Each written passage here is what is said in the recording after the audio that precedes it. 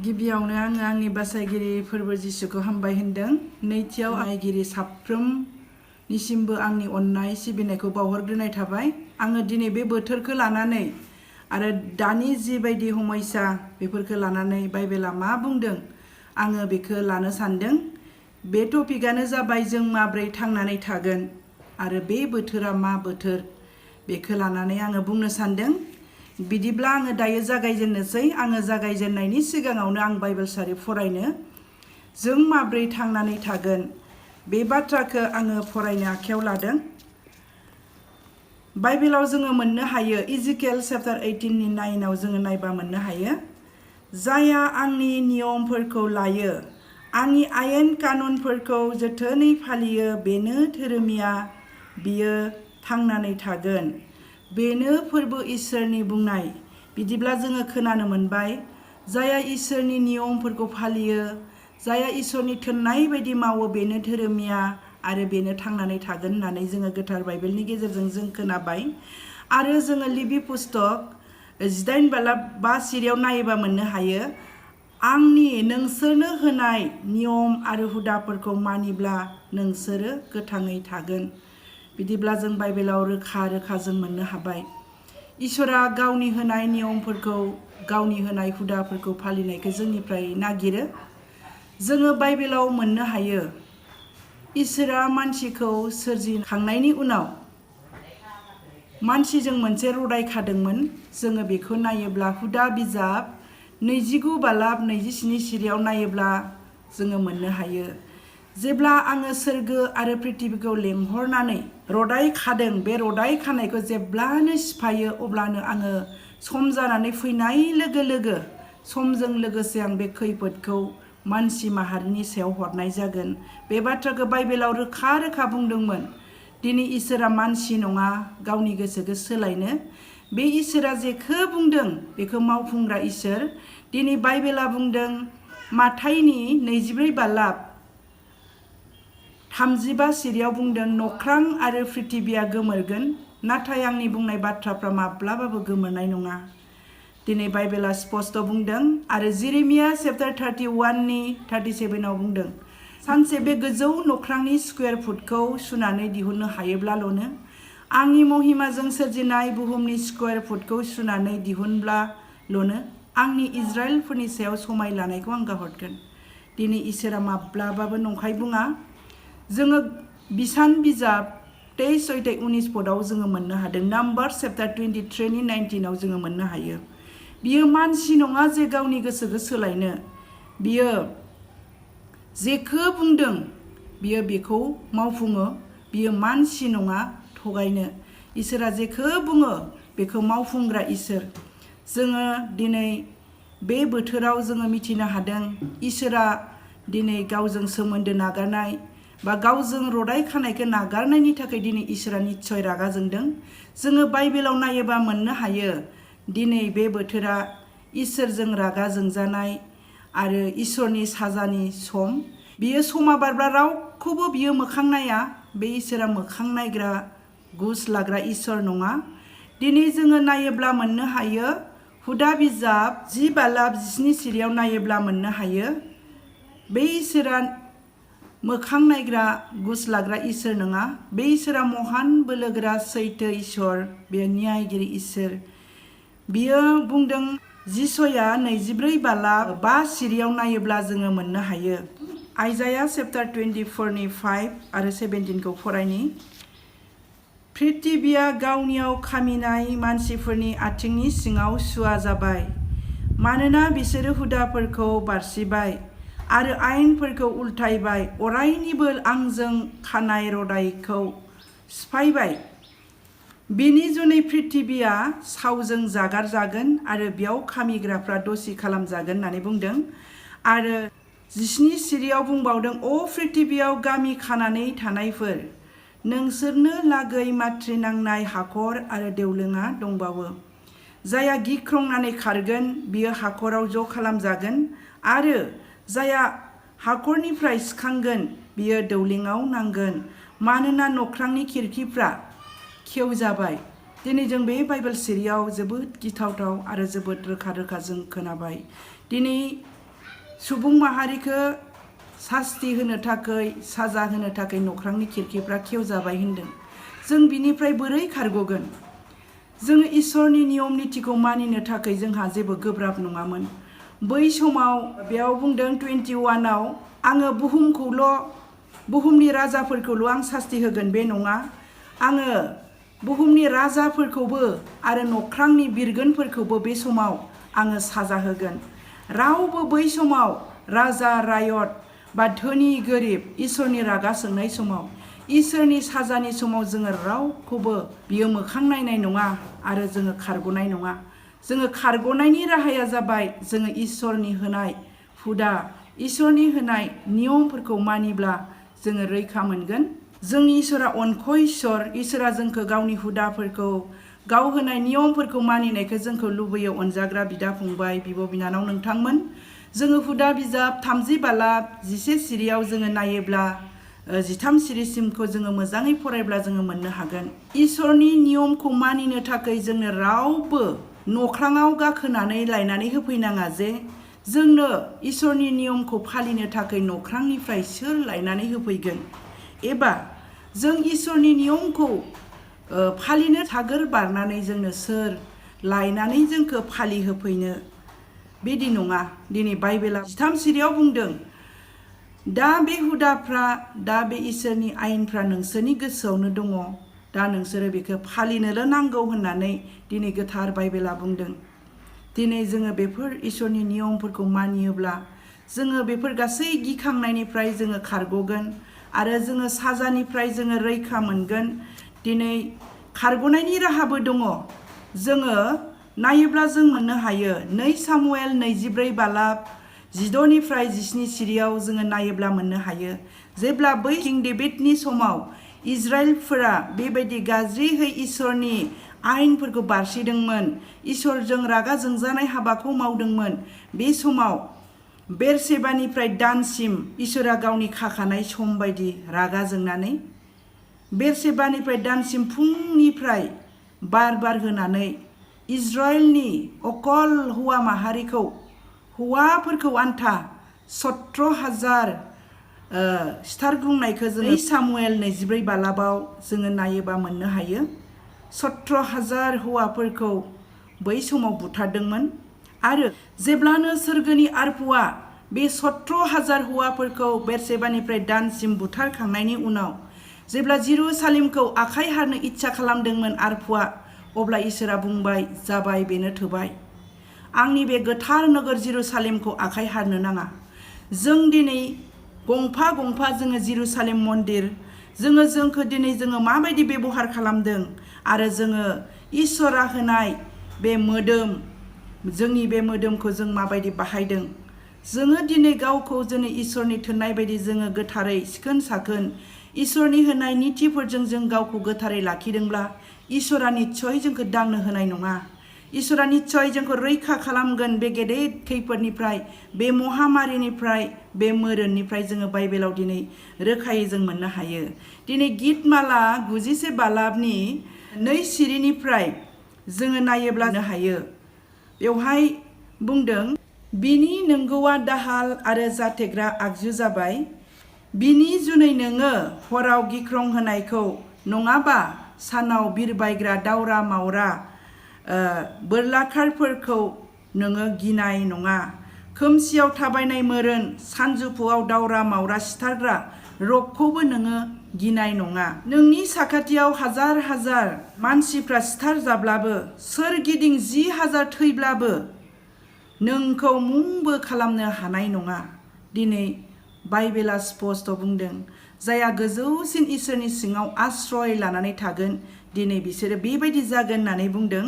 बेवहाय स्पष्ट बुंदों, बिनिखायनो नोंनि सायाव मुंबो निदान जानाय नङा आरो मुंबो दुखुआ नोंनि खाम्बुआव एबा नोंनि न'आव फैनाय नङा। मानोना नों जेरावखि थाङा बियो गावनि आरफफोरखौ नोंखौ बासायनो हुकुम होगोन। फोरबोआ होनदों, बियो आंखौनो हामजानायखाय आङो बेखौ बासायगोन, बियो आंनि मुंखौ मिन्थिनायखाय आङो बेखौ गोजौआव दोनगोन आरो आङो आंनि बासायनायनि महिमाखौ बेनो दिन्थिगोन। आङो बेखौ गासैनिफ्रायबो गोबाव जोरहोगोन। बे बाथ्राखौ बाइबेलाव जोङो स्पष्ट मोननो हायो। नाथाय इसोरा गावनि रदाय बारसिग्राफोरखौ माब्लाबाबो मोखां नायनानै थानाय नङा। बियो मोखां नायग्रा गुस्लाग्रा इसोर नङा होननानै बुंखादों। इजिकेल चैप्टार 8नि 18आव जोङो नायोब्ला जोङो मोननो हायो, आङो आंनि रदाय बारसिनाय आरो आंखौ अपमान खालामनायफोरखौ आङो साजा होआब्ला आरो अपमान होआब्ला आङो बिसोरखौ अनखांनायबो नङा, आङो निमाहाबो होनाय नङा होननानै बुंदों। बियो बुंदों, आंनि मुङा मानो बादुवा खालामजानो, आङो मानसि नङा, आङो इसोरसो, आङो गावनि महिमाखौ आङो होनाय नङा होननानै बियो बुंदों। दिनै बे इसोरा जिउ आरो नंगौजों गावखौ सिबिनाय खुलुमनायखौ नागिरो। जोङो जन चैप्टार 4नि 24आव जोङो नायबा मोननो हायो, मानोना बिफायाबो जिउ आरो नंगौजों खुलुमनायखौ नागिरो। बे बाथ्राखौ स्पष्ट बुंदों। जोङो थांनानै थानो इच्छा खालामदोंब्ला जोङो दायो लकडाउन जादों होननानै जोङो बेबायदि न'आव थानानै जोङो बेबायदि गावखौल' साननानै गावखौल' अननानै जोंहा जानाय नङा। जोङो गितफोरनि 44 बालाबाव जोङो नायोबा मोननो हायो, जायहा गोबाव जोरनि इच्छा खालामो बियो दुखिया हावरियाखौ बियो सिबिनांगोन आरो अननांगोन। जायहा दुखिया हावरिया अनाथफोर दुखुआव थानायफोर बेखौ जायहा नोजोर होयो, बे मानो बयनिसाय गोबाव थांनानै थागोन आरो पृथिबियाव बियो बराद गोनां जागोन होननानै बुंदों। बिदिब्ला अनजाग्राफोर, जोङो इसोरनि इच्छा बायदि जोङो जुदि अनजानो लुगैदोंब्ला, जोङो गोथाङै थानो लुगैदोंब्ला, जोङो इसोरा जोंखौ बे बुहुमाव थानाय समाव जोंनि खाथि खालाजों गोरोबनानै थानो होदों। जोङो दुखुआव थानाय बेमार आजाराव थानायखौ इसोरा जोंखौ जोथोन खालामनायखौ लुबैयो। दिनै जोङो सोरबा बेमार जादों होननानै खोनानाय लोगो लोगो जों गिनानै बिनि न'आव थांदेरै, बेबायदि जोङो बेखौ मोजां माथो होयै जोंनि बे गासैखौबो इसोरा दिनै नोजोर होबाय थादों। जों माबायदि सोलिदों आरो जों माबायदि थाबायदों बेखौ इसोरा नोजोर होयो।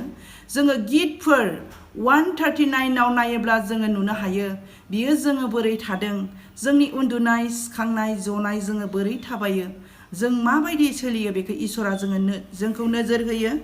बिनिखाय जोङो दिनै सोरबा दुखुआव दङब्ला, सोरबा दिनै बे गिलु बालु खोमसि दरसि दरलाब, दसेबा बांग्रि, दसेबा बारहुंखा, दसेबा सुनामि, दसेबा बेबायदि मोरोनजों थैग्लुंनाय जोंनि खाथि खालाफ्राव गोबां बेबायदि दुखु दाहा जानायखौ जोङो मोननो हादों।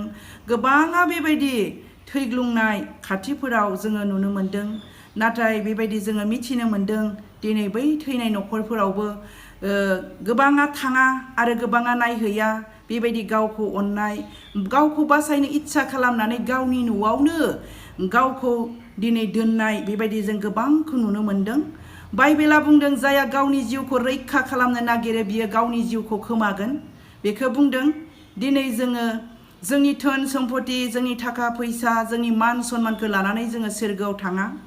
नाथाय बै समाव इसोरा जोंखौ सादिगोनसो, नोङो साबेसे मानसिखौ सिबिखो? बियो बै समाव सोंनाय नङा, नोंनो सोर मान सन्मान होखो आरो नोंखौ साबेसे मानसिया अनखो? बेखौ इसोरा हिसाब लानाय नङा। इसोरा बै समाव हिसाब लागोन, नों साबेसे सुबुंखौ सिबिखो? इसोरा जोंनिफ्राय बेखौसो नागिरगोन। दिनै जोंनि इसोरनि रागा जोंनाय समाव जोंनि धन सम्पति, जोंनि थाखा फैसाखौ लानानै जोङो गोग्गानो एबा जोङो बासायनो हाया। बाइबेला स्पष्ट बुंदों प्रभाब्सनि चैप्टार 11नि 4आव, फोरबोनि साजाय होनाय दिनाव नोंनि धोना नोंखौ मुंबो एबा सिबिं बेगर गरसेबो बासायनो हाया होननानै बाव स्पष्ट बुंदों। आरो बे प्रभाब्स चैप्टार 11नि 28आव बुंबावदों, जायहा संसारनि धोननि सायाव सोनारगोन बिसोरो बै फोरबोनि साजा होनाय समाव मेसेङाव बिलाइ गोरान सिरिनाय बायदि सिरिगोन होननानै बुंदों।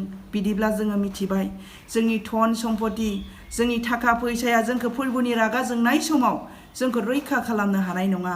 दिनै बाइबेलाव बुंबावदों, जिफिनिया 1 बालाब 18 सिरियाव बुंदों, फोरबोनि साजाय होनाय समाव नोंनि सनायाबो नोंनि रुफायाबो नोंखौ रैखा खालामनो हानाय नङा होननानै।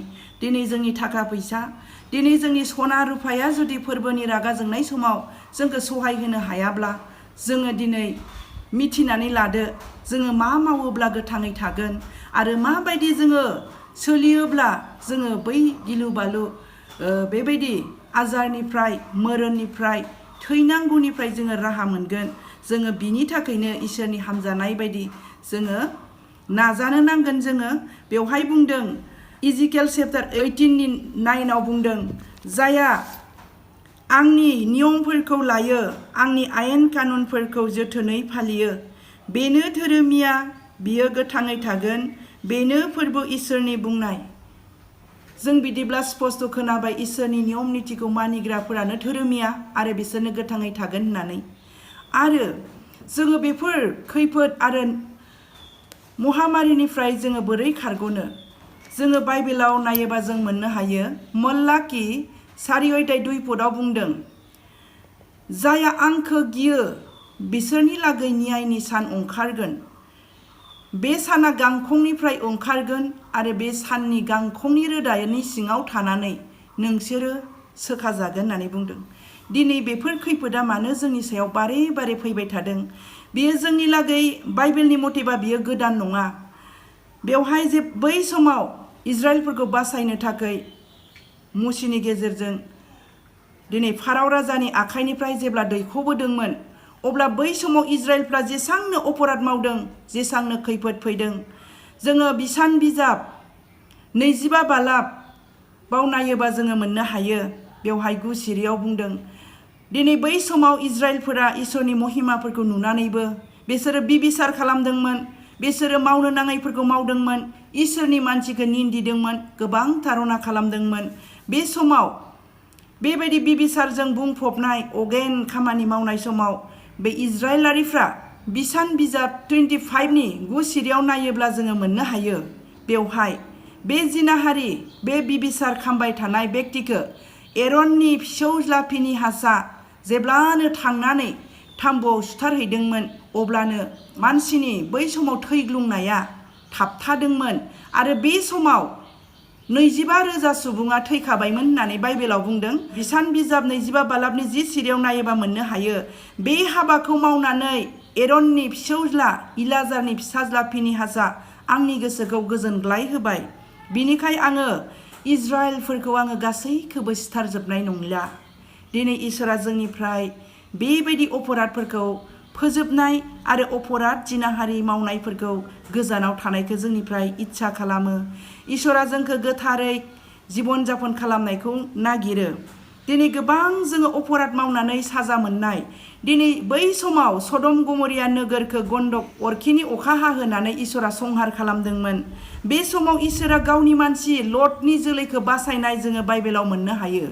जेनेसिस चेप्टार 19:9 नायोब्ला जोङो मोननो हायो, दिनै बे गन्दक अरखिनि गेजेरावबो दिनै बै पापि सुबुं, पापजों बुंफबनाय, जिनाहारिजों बुंफबनाय सुबुंफोरखौ गन्दक अरखिजों जेब्ला फोजोबदोंमोन, नाथाय इसोरा गावनि फोथायारि लटनि न'खरखौ बियो सोरगोनि आरफोफोरनि गेजेरजों बासायनायखौ जोङो नुनो मोनदों।